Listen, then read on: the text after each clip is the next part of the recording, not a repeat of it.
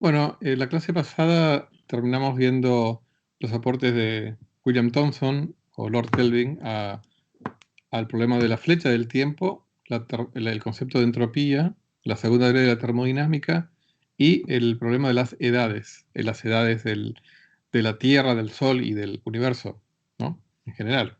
Aunque la idea del universo en esa época era básicamente la Tierra y el Sol, en cuanto a que era lo que uno tenía acceso en forma directa, ¿no? Porque las estrellas se veían, se tenían ya las primeras ideas de distancias a las estrellas más cercanas, pero con poco conocimiento sobre la naturaleza física de las estrellas, ¿no?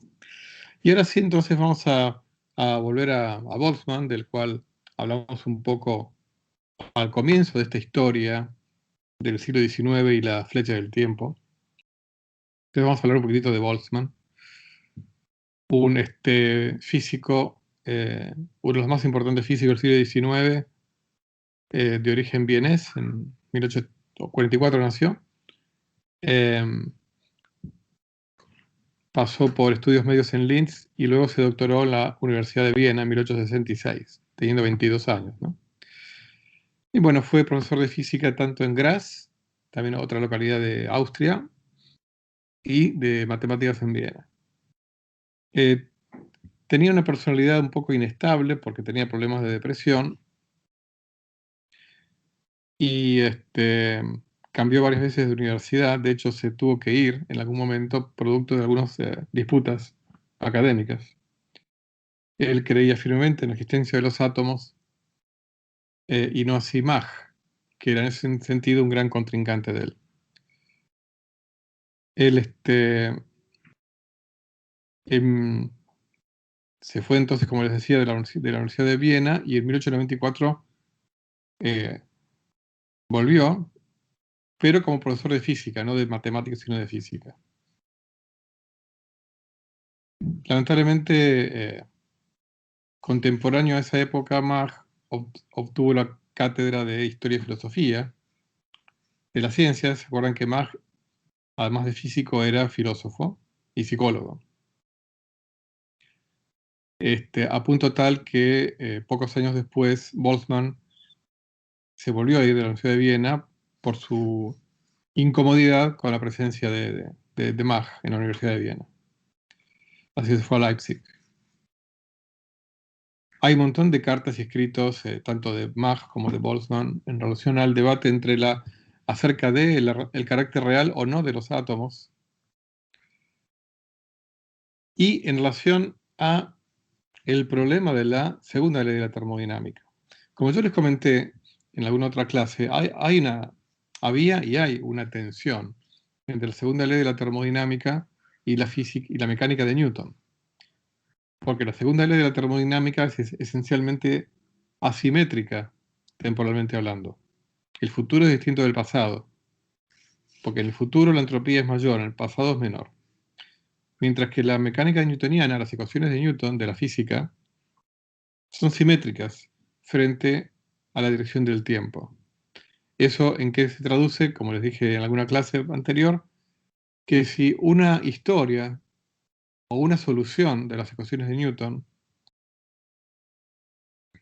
o mejor dicho, dada una solución a las ecuaciones de Newton, que describe un proceso posible en el mundo físico, el proceso inverso, o sea, un proceso que básicamente sería pasar la película al revés, también está permitido por las leyes de Newton. ¿Mm? Entonces, eso crea una tensión, porque significa que si para cada proceso el proceso inverso está permitido, significa que hay tantas historias en las cuales la entropía aumenta como historias en las cuales la entropía disminuye. Y eso está en contradicción con el segundo principio de la termodinámica, o sea que en nuestro mundo real, las historias reales son aquellas en las que la entropía aumenta. Entonces, ahora bien, explicar el segundo principio de la termodinámica, para explicar el segundo principio de la termodinámica a partir de las leyes de Newton, hay que hacer una hipótesis atomista, como para decir, bueno, todo sistema macroscópico se compone de una enorme cantidad de pequeñas bolitas que se mueven libremente siguiendo las leyes de Newton, Y entonces alguien lleva la contradicción. Para Mach era, en todo caso, un motivo más. En realidad el motivo de Mach de descreer en los átomos no era tanto ese como filosófico, porque Mach era empirista y como tal creía en la realidad de lo que uno puede experimentar. Los átomos, al menos en la siglo XIX, no se podían experimentar en forma directa. De hecho, para realmente experimentarlos en forma directa, va a haber que esperar hasta la década de 1980 con el descubrimiento del telescopio de escaneo por tuneleo electrónico, ¿no? O sea que en realidad faltaba bastante para tener una experiencia directa observacional, visual. En realidad, indirectas se fueron acumulando a lo largo de, sobre todo las primeras décadas del siglo XX. Pero esa es otra historia. Hay una obra de Boltzmann. Boltzmann entonces, como les dije, participó mucho en este debate, que tenía dos bandos básicamente, pero el bando antiatomista, al menos entre los físicos prominentes, no era menor. Como mínimo representaba la mitad de los físicos prominentes, como mínimo, ¿no? Una obra de Boltzmann del año 1896 llamada Conferencias sobre la teoría de los gases. En esa obra él escribe lo siguiente: en mi opinión sería una gran tragedia para la ciencia si la teoría de los gases fuera temporalmente arrojada al olvido por una actitud hostil y momentánea hacia ella, como sucedió por ejemplo con la teoría ondulatoria debido a la autoridad de Newton. Pues les cuento, para los que no saben, que Newton siempre defendió la teoría corpuscular de la luz. O sea, para Newton la luz eran bolitas, no ondas, ¿no? Hasta el fin de sus días defendió esa teoría. Soy consciente de ser solo un individuo luchando débilmente contra la corriente del tiempo, pero todavía permanece bajo mi poder contribuir de tal modo que, cuando la teoría de los gases sea de nuevo revivida, no mucho más tendrá que ser redescubierto. O sea, sobre todo en el mundo termodinámico, realmente había un descubrimiento importante sobre la existencia de los átomos. Y es de ese mundo del cual está hablando Boltzmann. Digo, claro, el mundo termodinámico porque muchos de los físicos no termodinámicos de pura cepa, como por ejemplo James Maxwell, el padre del electromagnetismo moderno, también era un creyente en los átomos. Pero buena parte de los físicos o físico-químicos que trabajaban en el mundo, digamos, físico-químico, valga la redundancia, eran bastante descreídos de la existencia de los átomos. Bueno, como Mach, era un poco mayor que Boltzmann y dejó la Universidad de Viena en 1901 por su avanzada edad y problemas de salud, aunque vivió hasta 1916, si mal no recuerdo.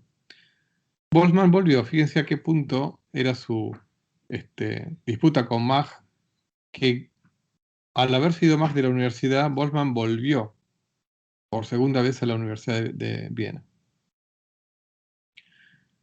Por supuesto que no hay un diagnóstico clínico de esa época de lo que hoy llamamos trastorno bipolar, aunque algunos dicen que podría haber sufrido ese trastorno. Por esas alternancias entre cartas efusivas, eufóricas y cartas depresivas, ¿no? Lamentablemente, el último de sus ciclos depresivos fue el que lo condujo al suicidio. Estaba de vacaciones en una localidad cerca de Trieste y bueno. Irónicamente, 2 o 3 años después de la muerte de Boltzmann, surgieron las primeras evidencias de la existencia de los átomos. Como les dije, no directas visuales, pero sí lo suficientemente directas como para que rápidamente la enorme mayoría de los científicos se volcara a la aceptación de la existencia de los átomos.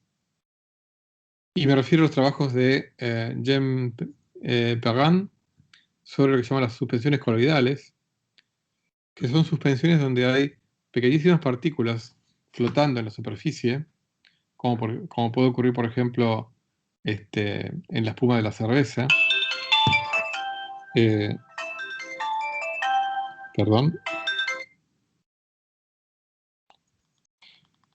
Ahí está.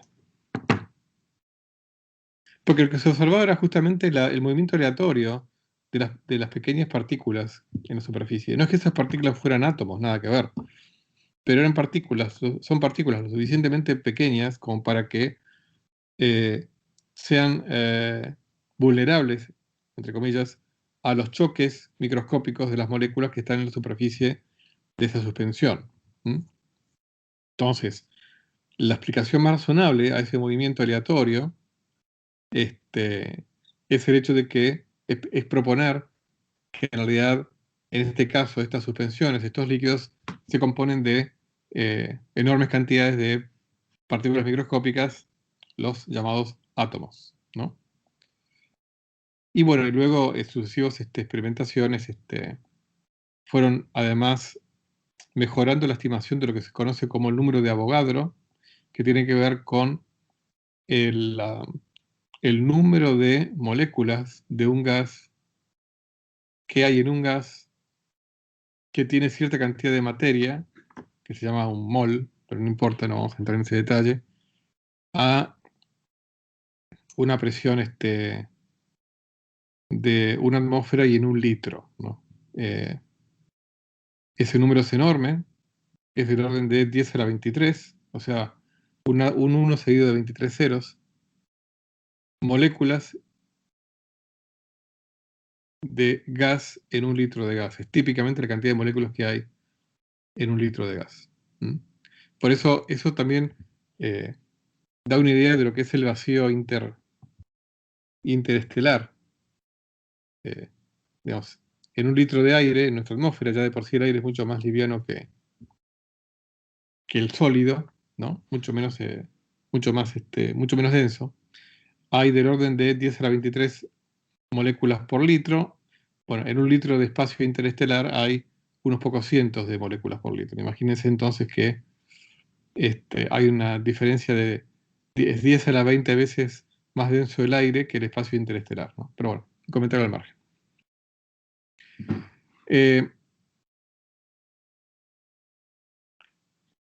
Bueno, entonces, yendo de lleno a las contribuciones científicas de Boltzmann al problema de la entropía y de la flecha del tiempo, para muchos la contribución más importante de Boltzmann es el haber conectado y entendido a la entropía en función de esta hipótesis atómica. O sea, haber entendido la entropía como una medida, y esto es como lo que yo les comenté en la clase pasada, cuando les hice la analogía con el mazo de naipes, y la entropía y el desorden en general, como una medida del número de configuraciones microscópicas compatibles con una dada configuración macroscópica. Y yo les comenté que cuanto mayor desorden hay, mayor es el número de configuraciones microscópicas compatibles con una dada configuración macroscópica, en este caso desordenada. Bueno, Boltzmann le dio un carácter bien definido a esta ley y se dio cuenta que la entropía básicamente es proporcional al logaritmo del número de estados microscópicos compatibles con un dado estado macroscópico. Esa es la medida, la definición cuantitativa, que es la que le debemos a Boltzmann, ¿no? Un estado macroscópico se define a partir de, valga la redundancia, variables macroscópicas. ¿Y qué son variables macroscópicas? Son variables que nosotros podemos medir u observar, ¿eh? O sea, ya sea directamente o a través de instrumentos, ¿no? Entonces, la famosa fórmula de Boltzmann es esta que está acá.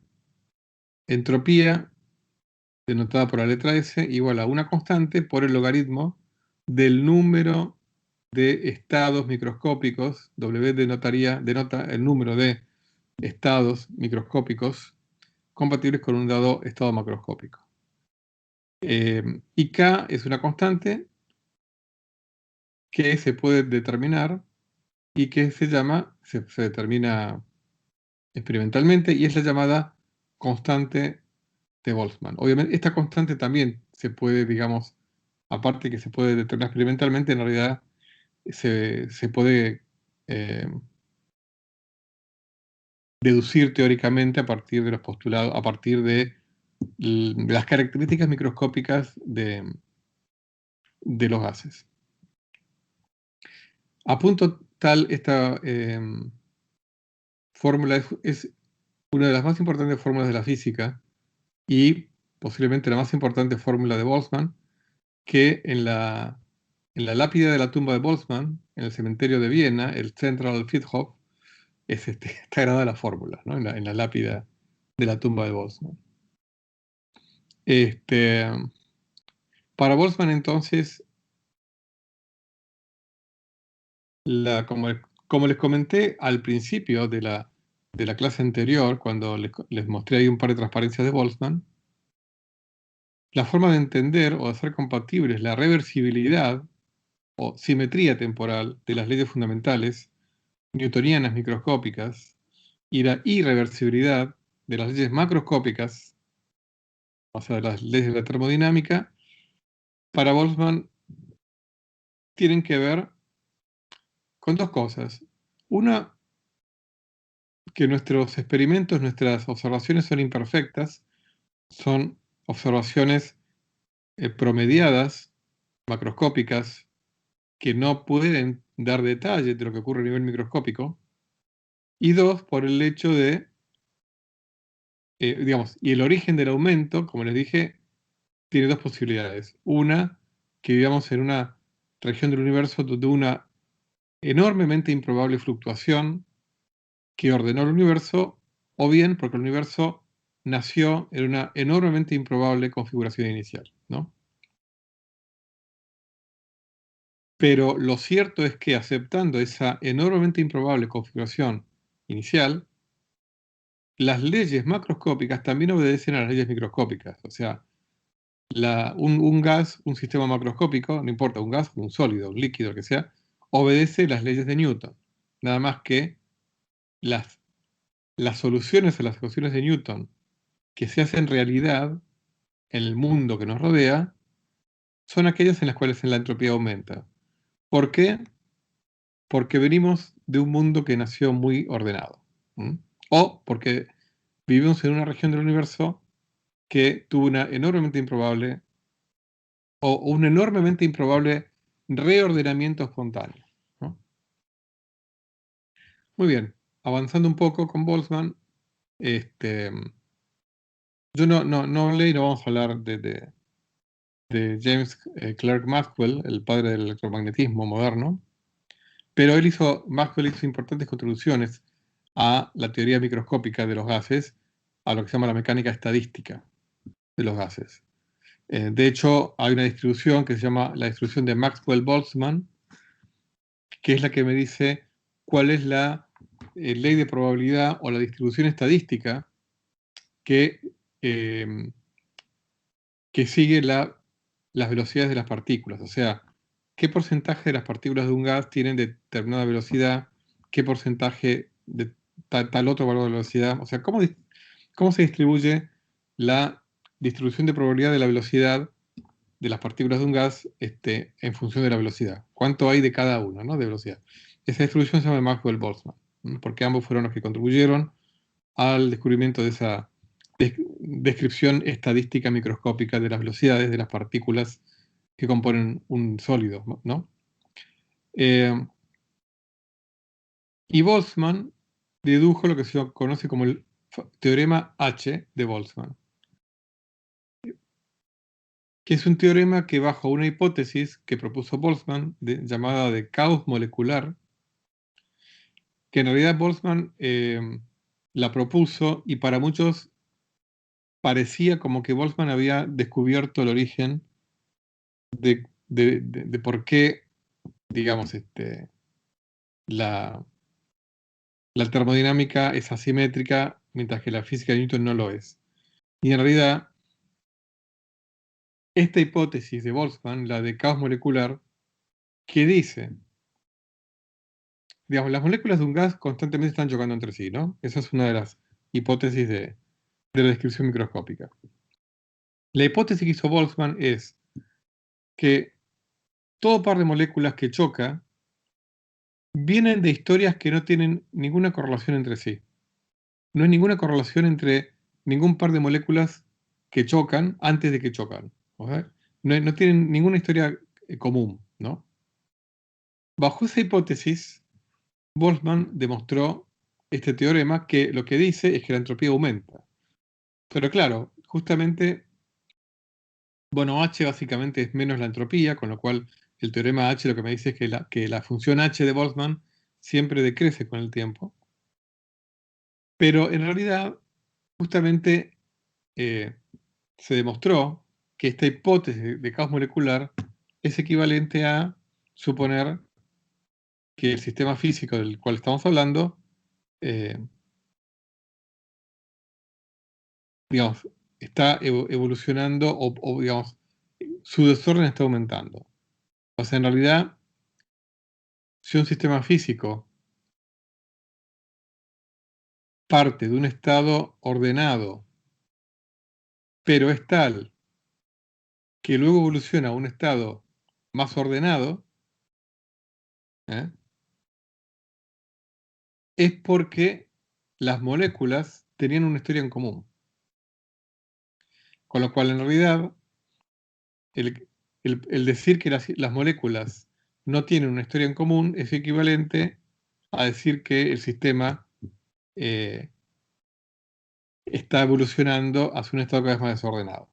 Pero no importa, lo importante es que Boltzmann de alguna manera encontró una forma equivalente de explicar el segundo principio de la termodinámica bajo esta hipótesis de caos molecular. O sea que las moléculas en un dado gas no tienen una historia correlacionada previa, ¿no? Pero bueno, esto un poco es lo que digo acá en estas palabras.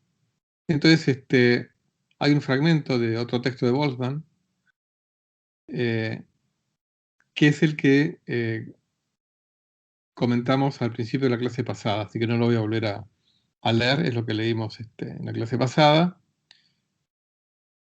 que tiene que ver con esto, ¿no? Con decir que tenemos dos alternativas, o suponer que el universo nació en un estado extrañamente ordenado, o suponer que cada tanto hay una región del universo que extrañamente se ordena espontáneamente, ¿no? Básicamente.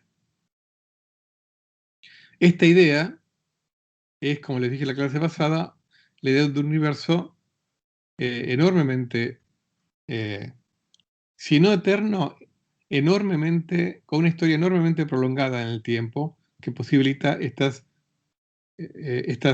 fluctuaciones espontáneas o estos reordenamientos espontáneos. Muy bien.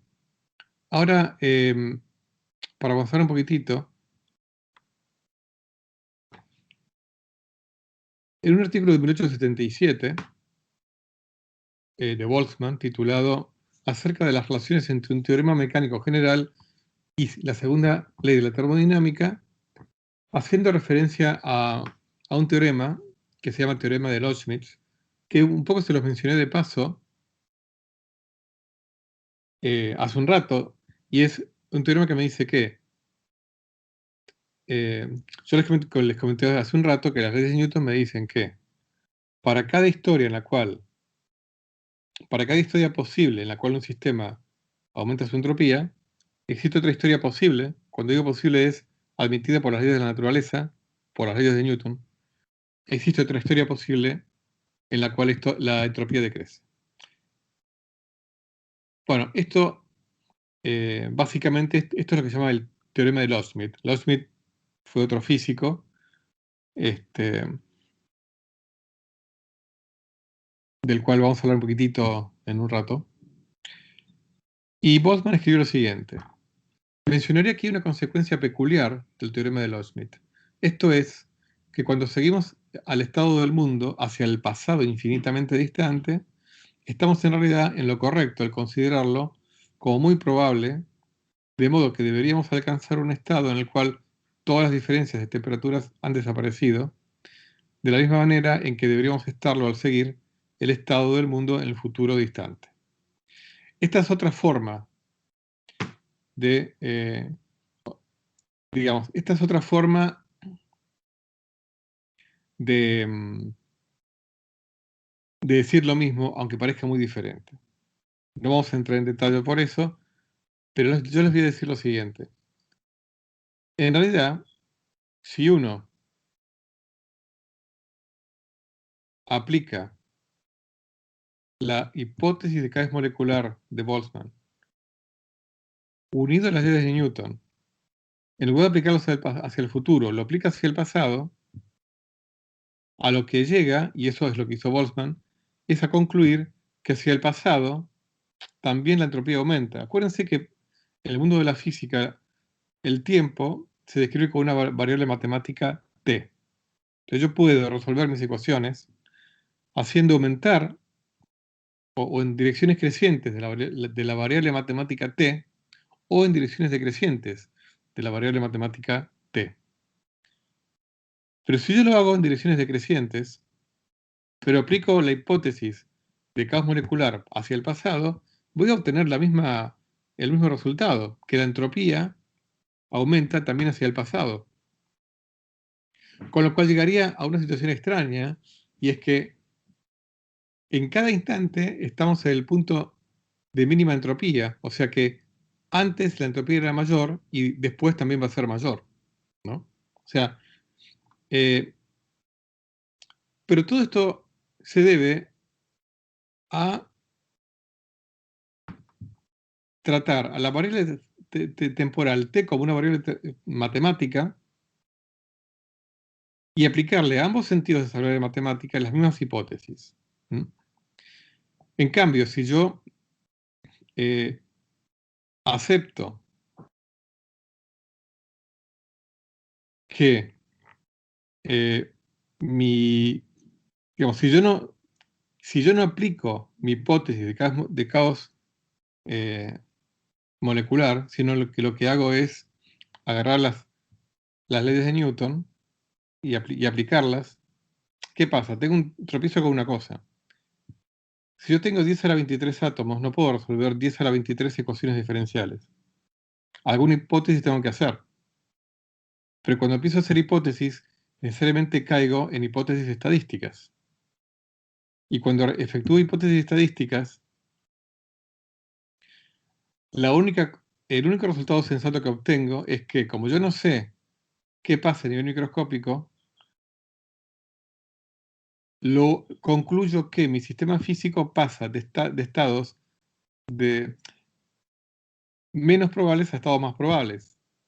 Si yo lo único que puedo hacer es mecánica estadística,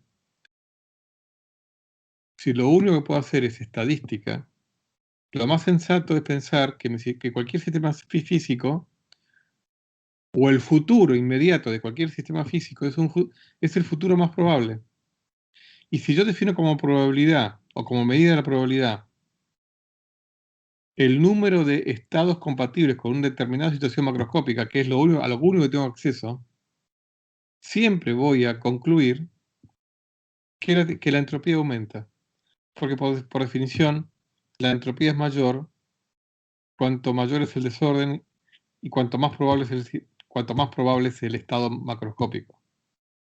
Porque, digamos, si todos los estados microscópicos son igualmente probables, y dado mi desconocimiento completo microscópico, es la única hipótesis que puedo asumir, que cada estado microscópico es igualmente probable, un estado macroscópico va a ser más probable cuanto más estados microscópicos sean compatibles con ese estado macroscópico, o sea, cuanto mayor sea su entropía. Pero eso es un razonamiento, fíjense, es un razonamiento subjetivo. Cuando yo hago estadística, cuando yo meto probabilidad, indefectiblemente meto subjetividad. Y eso es un problema incluso filosófico importante. O sea, ¿por qué meto subjetividad? Y porque yo digo, es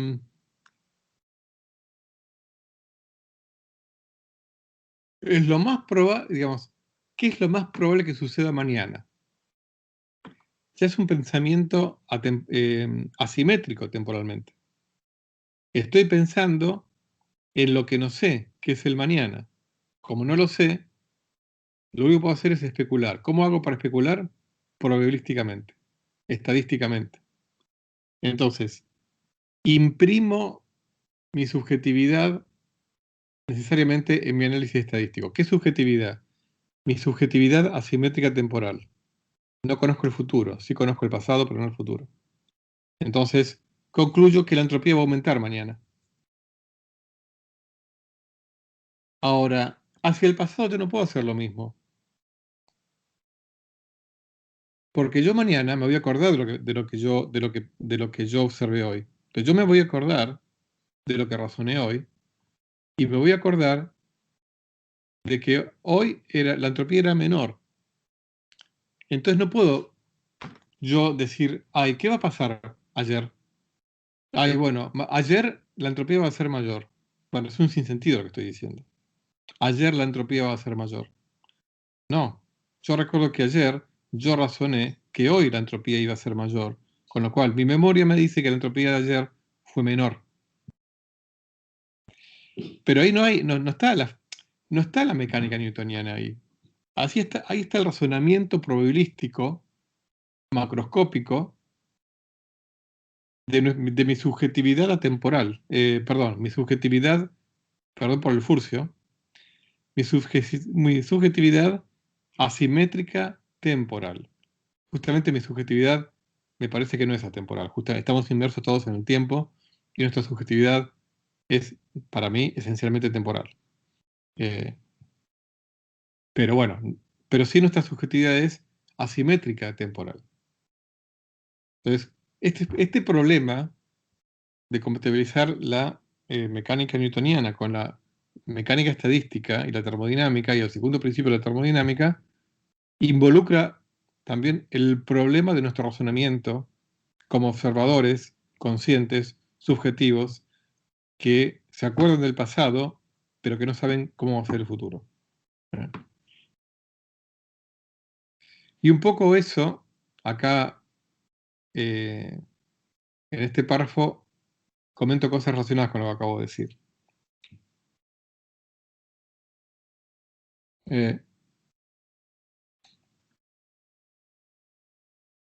Boltzmann era consciente, como les dije, que la mecánica de Newton no tiene dirección temporal, que el razonamiento que uno hace estadístico está cargado por el hecho de que nosotros no sabemos del futuro, y que si realmente el mundo tuvo una condición inicial, tiene que haber sido muy improbable.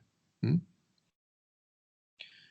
Y como les dije en la otra clase, el problema de la flecha del tiempo y de la condición inicial del universo es un problema actual, muy actual. Sigue siendo objeto de debate y de propuestas para resolverlo. Lamentablemente, Boltzmann no pudo vivir para ver el reconocimiento de la posteridad. Por ejemplo, Ernst Schrödinger, uno de los dos padres de la mecánica cuántica,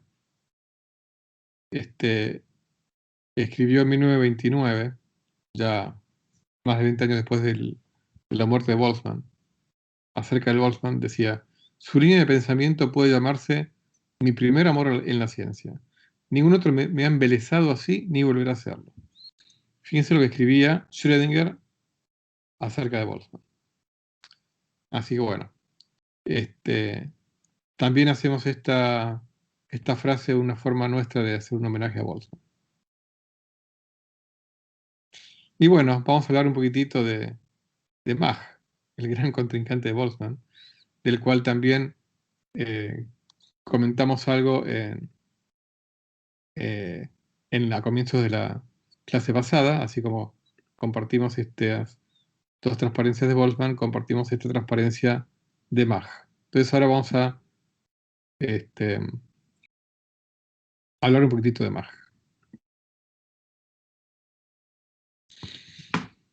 Bueno, Mach, esencialmente austríaco, en realidad nació en Brno, que es actualmente Brno pertenece a la República Checa. En ese momento pertenecía al Imperio Austrohúngaro, el Imperio Austríaco, 1838, Imperio Austríaco, Y bueno, durante muchas décadas también Brno perteneció a lo que era Checoslovaquia, ¿no? Pero eso en el siglo XX. Bueno, Mach se doctoró en física en la Universidad de Viena y la tesis se trataba sobre las cargas eléctricas y la inducción. Pero también se interesó por la fisiología médica, también se interesó por la acústica, el efecto Doppler, y de hecho, em, la, digamos, lo que se llama, cuando un avión supera la velocidad del sonido, o se dice que va a Mach 1 o Mach 2, es por Ernst-Mach. O sea, un avión que va a Mach 1 es porque está yendo a la velocidad del sonido. Si va a Mach 2 es porque va al doble de la velocidad del sonido y así, ¿no?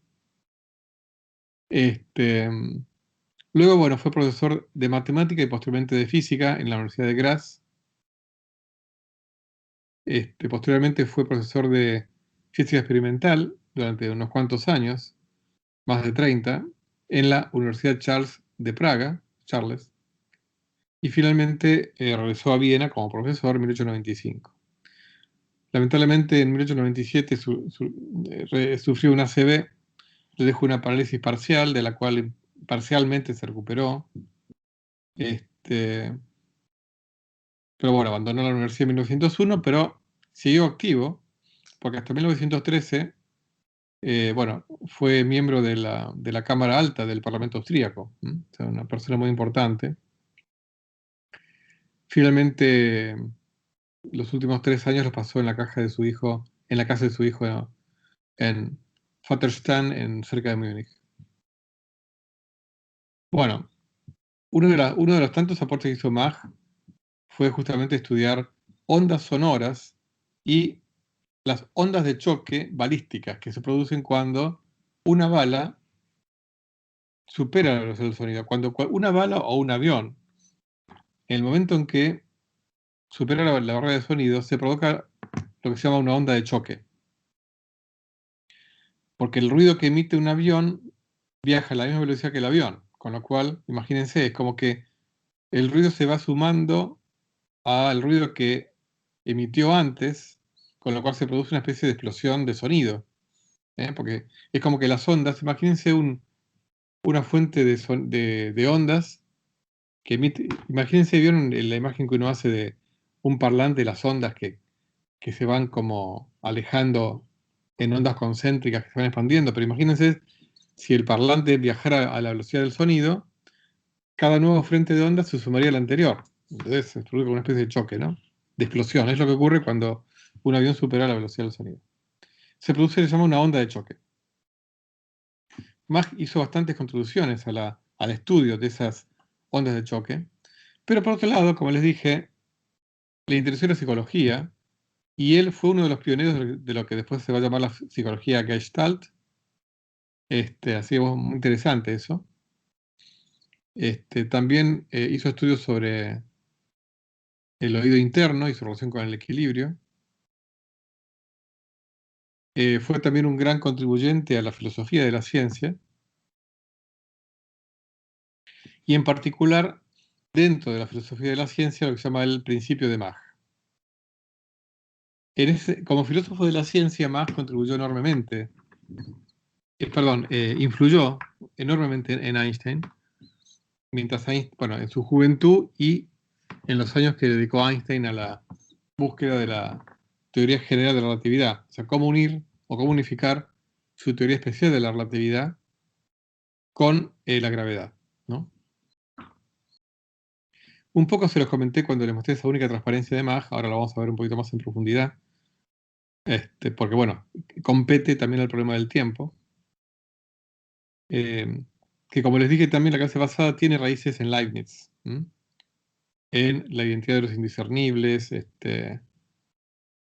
eh, unido a la identidad de Mach en cuanto a que lo que no se puede observar no hay que apresurarse y darle carácter o, digamos, atribuciones existentes, ¿no? Entonces, Mach sigue a Leibniz en cuanto a postular o a proponer que el espacio absoluto no existe, que solamente tiene sentido las distancias entre las cosas, el movimiento de las cosas relativos a otras cosas, y no el movimiento de las cosas relativo a nada absoluto. En particular, no hay un espacio absoluto. Entonces, en el famoso experimento del balde de Newton, cuando el balde gira y el agua del balde gira, y entonces vemos que la superficie del agua del balde tiene una forma de paraboloide, eso, según Newton, se debía a que el balde está girando respecto del espacio absoluto.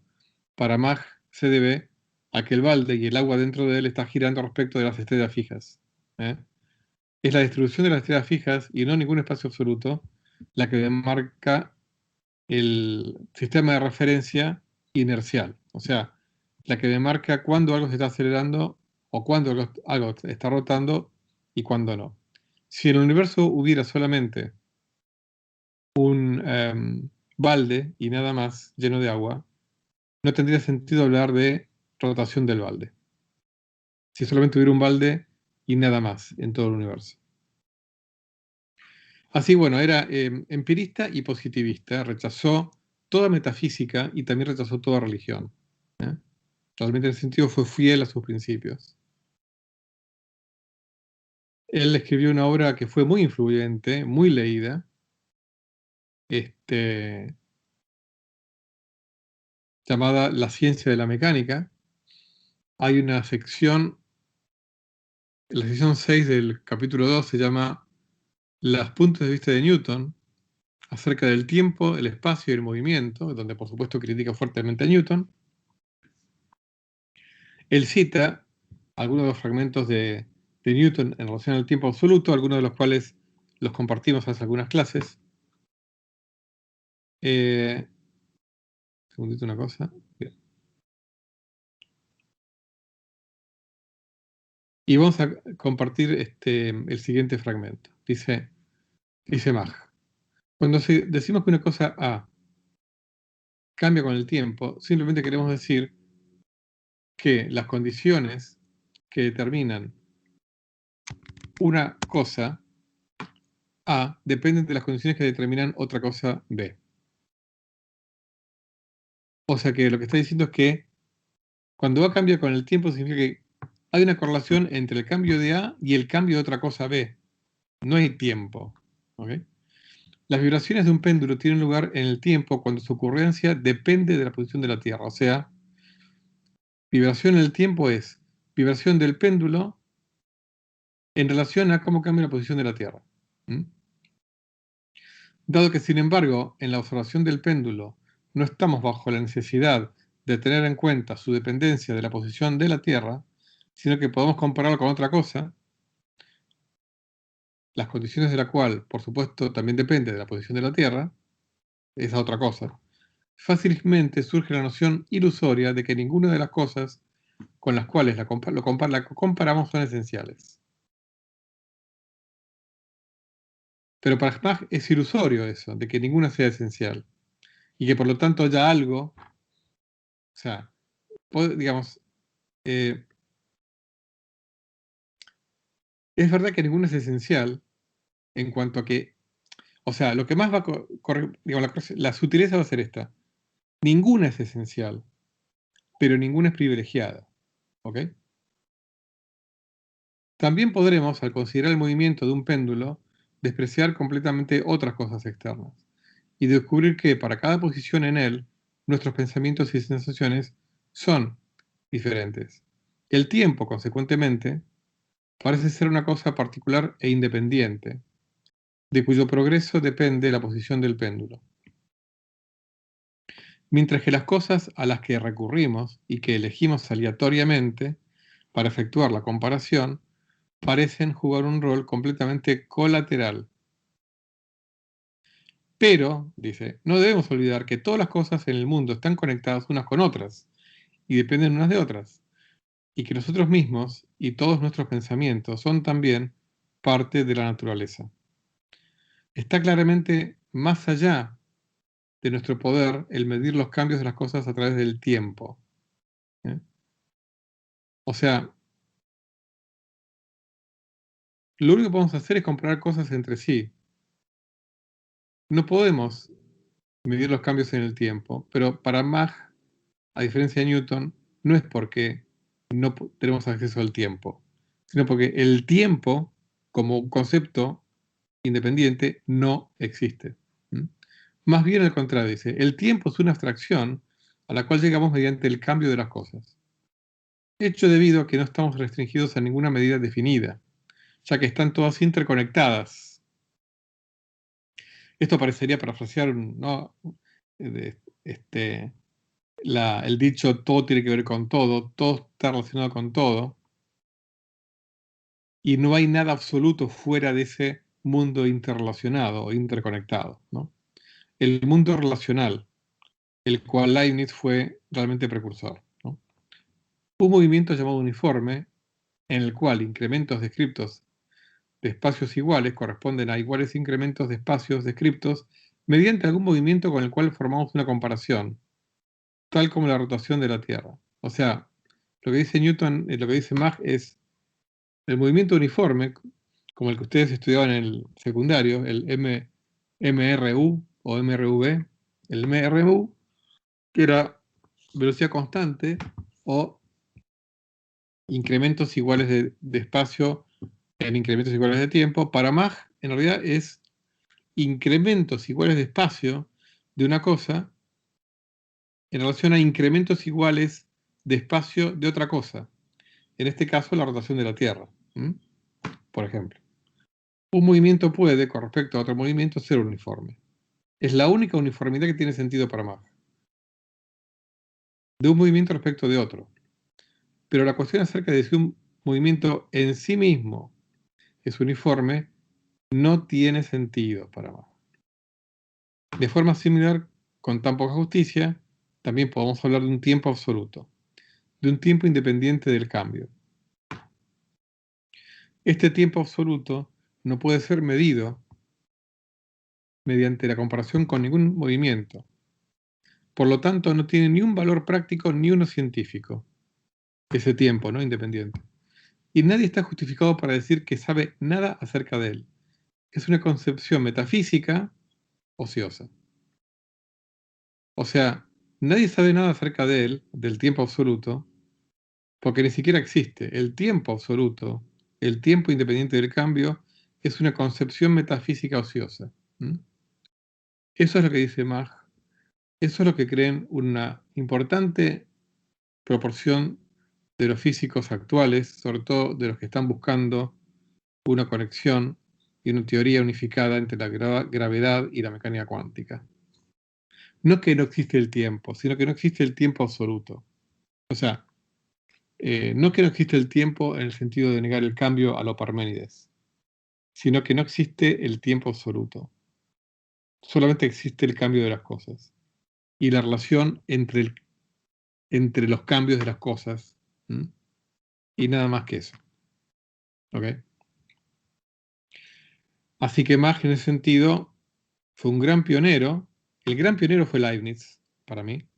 Mach fue un gran seguidor de Leibniz en ese sentido, quizá muy radical en cuanto a negador de toda metafísica. En realidad para Mach era un gran negador de toda metafísica. Todo entendido como metafísica, todo aquello que esté más allá de nuestra experiencia.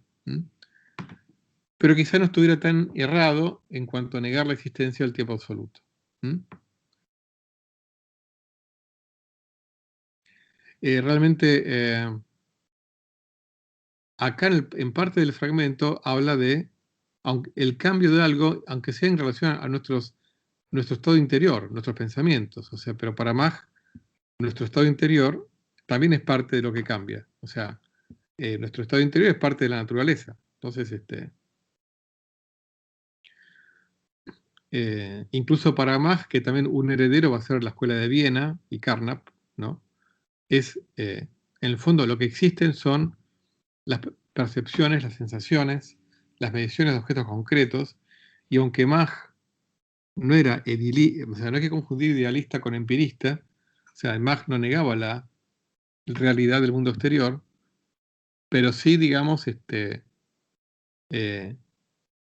negaba toda especulación que fuera más allá de nuestras percepciones. O sea, en ese sentido, tiene algo también de kantiano, ¿no? Porque bueno, hay puntos de contacto entre el empirismo y la filosofía kantiana. Pero bueno, eso nos llevaría muy por fuera del hilo de este seminario. Entonces yo lo que puedo hacer, o Kant, para Mach, lo que se puede hacer es establecer correlaciones entre movimientos. En este contexto empirista sería correlaciones entre percepciones. Pero al fin y al cabo, los movimientos están correlacionados con nuestras percepciones, ¿no? Pero bueno, eso es otra cuestión. Correlaciones entre movimientos, entre procesos físicos. Y por supuesto, Mach va a aceptar que hay movimientos más periódicos, más uniformes, más armónicos, más amigables, más estables. ¿Pero qué quiere decir estables? Por un lado, más estables respecto a nuestra percepción interior, pero eso por definición es algo muy subjetivo. Entonces, un primer indicio de algo estable es cuando vemos un péndulo, porque al fin y al cabo el ejemplo que uno más siente es el péndulo, que uno siente que va y viene con un ritmo bastante acompasado a nuestro ritmo interior. Pero en realidad, una noción más objetiva o intersubjetiva sería decir, tengo dos péndulos que oscilan de forma compasada porque veo que entre sí ninguno atrasa respecto del otro.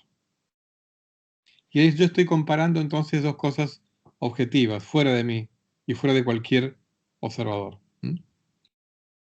Entonces, y esto mismo ya lo decía, y lo mismo, ya lo decía Aristóteles, ¿no? Que el movimiento circular es el más conveniente para medir el tiempo, porque se repite. Entonces, pero digamos, el repetirse para que tenga una característica más cabal, más objetiva,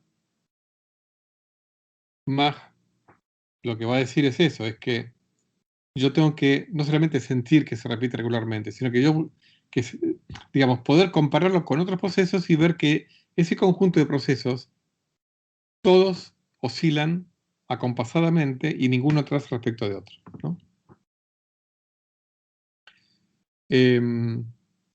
Otra obra importante de Mach, pero en su rol de psicólogo cognitivo, es Contribuciones al análisis de las sensaciones. Todas estas obras fueron reeditadas estas últimas décadas, o sea, ahí se pueden conseguir, bueno, tanto por internet como comprarlos también.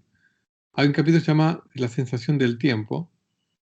Es interesante porque ahí, digamos, Mach une la relación entre la percepción nuestra del paso del tiempo, o sea, acá es el Mach, más que filósofo del tiempo, psicólogo del tiempo. Analiza la relación entre el tiempo, la música, el ritmo, nuestra capacidad para contar, la memoria. Realmente es un capítulo muy interesante y muy pionero en lo que es la psicología del tiempo, que es toda una rama también, ¿no?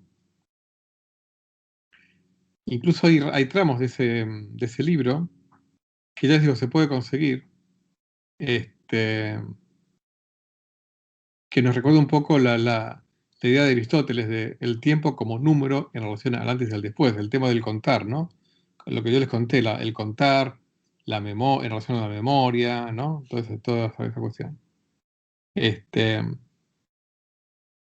Incluso Mach, en esta obra, donde habla de la memoria, en relación a la percepción temporal, también introduce, o sea, perdón, también incluye en su discusión la segunda ley de la termodinámica. Y un poco tiene que ver con lo que yo les conté hace un ratito. O sea, Mach propone una relación entre la simetría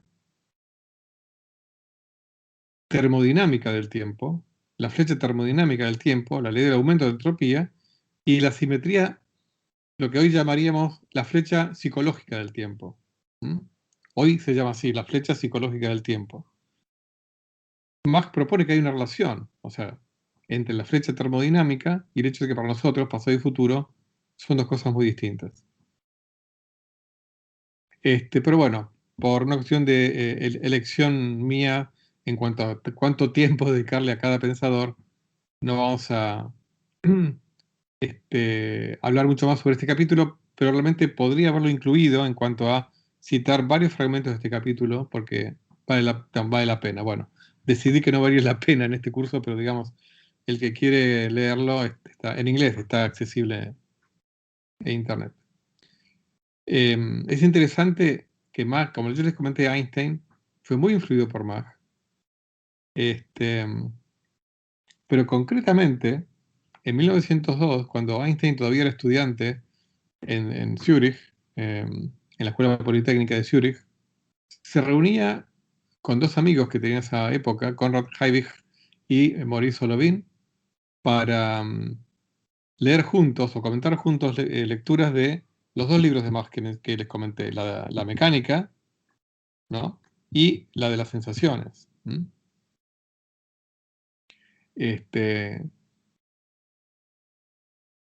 Incluso lo que llamamos ahora principio de Mach, que es ¿no? De decir que el movimiento tiene sentido con respecto a la distribución de materia del universo, se llama principio de Mach, pero gracias a Einstein. Einstein lo llamó principio de Mach, ¿no? Básicamente el que dice que la noción de aceleración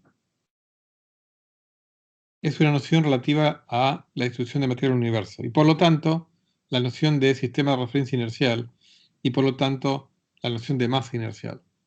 O sea, en realidad la masa inercial está determinada por la distribución de materia en el resto del universo.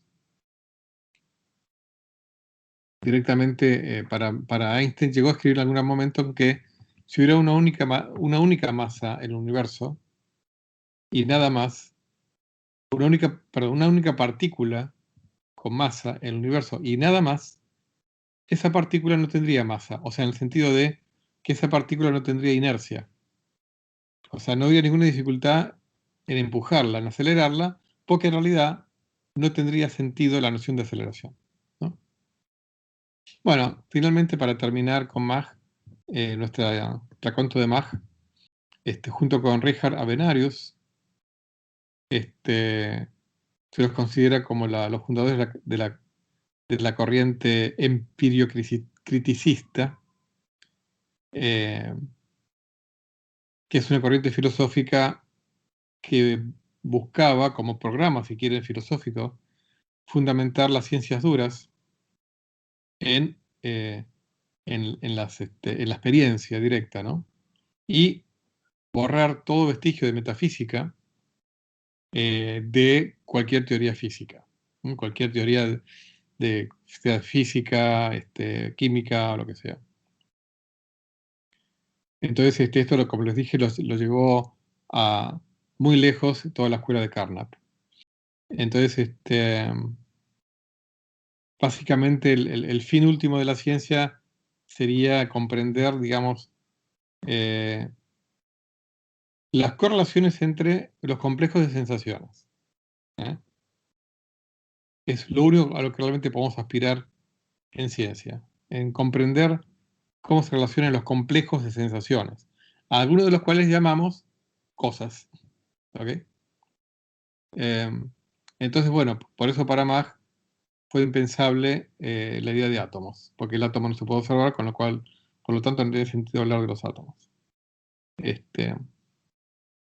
Pero bueno, después incluso desde el lugar de los empiristas, cuando ya la evidencia atómica fue apabullante, también tuvieron que incorporarlo. Pero bueno, esa es otra cuestión. Así que bueno, hasta acá con Mach, y es un buen momento para hacer una pausa.